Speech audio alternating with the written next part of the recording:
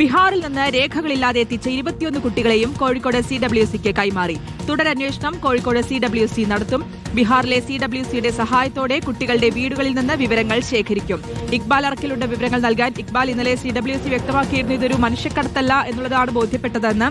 ഇനിയിപ്പോൾ എന്താണ് ഈ കുട്ടികളുടെ കാര്യത്തിലുള്ള നീക്കങ്ങൾ? ശ്രുതി, അതായത് ദുരൂഹതയില്ല എന്ന് കണ്ടെത്തിയതിന്റെ അടിസ്ഥാനത്തിൽ പിന്നീട് ഈ കുട്ടികളെ മുഴുവൻ കോഴിക്കോട് CWCക്ക് കൈമാറാനുള്ള തീരുമാനം ഇന്നലെയാണ് പാലക്കാട് CWC സ്വീകരിക്കുന്നത്. പിന്നീട് രാത്രിയോടുകൂടി തന്നെ ഈ കുട്ടികളുടെ വൈദ്യപരിശോധന പൂർത്തീകരിക്കുകയും ഈ കുട്ടികളെ കോഴിക്കോട് CWCയിലേക്ക് എത്തിക്കുകയായിരുന്നു. ഇന്നലെ ഈ 21 കുട്ടികൾക്കൊപ്പം 2 യുവാക്കൾ ഉണ്ടായിരുന്നു. ഇവരുമായി ബന്ധപ്പെട്ടുള്ള അന്വേഷണത്തിൽ ഈ കുട്ടികളിലെ 2 ആളുകളുടെ രക്ഷിതാക്കൾ തന്നെയാണ് ഈ യുവാക്കൾ എന്നുള്ളത് CWC കണ്ടെത്തുകയും ചെയ്തിട്ടുണ്ട്. ഏതായാലും ഈ വിഷയത്തിൽ തുടരന്വേഷണം നടക്കും എന്നുള്ളതാണ് CWC അറിയിച്ചിട്ടുള്ളത്. കോഴിക്കോട് CWC ആയിരിക്കും ഈ അന്വേഷണം നടത്തുക. മാത്രമല്ല ബീഹാറിലെ CWCയുടെ സഹായത്തോടെ കുട്ടികളെ രക്ഷിതാക്കളെ കണ്ട് വീടുകളിൽ ചെന്ന് വിവരങ്ങൾ ശേഖരിക്കുന്ന നടപടികളും സ്വീകരിക്കും. ശരി, ഇക്ബാൽ അർക്കലാണ് വിശദാംശങ്ങൾ നൽകിയത്.